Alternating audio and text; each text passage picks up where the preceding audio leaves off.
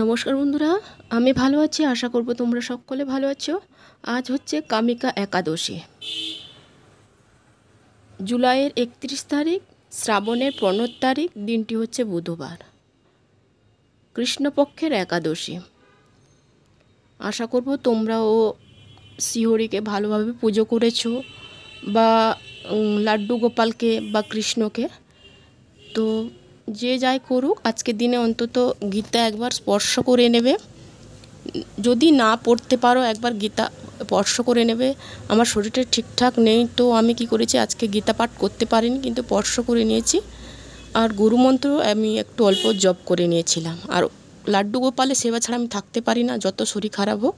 তো ওদেরকে আমি পুজো দিতেই থাকি, ওদেরকে পুজো দিয়েছিলাম। আর তোমরা এখন সাবধানে থাকো।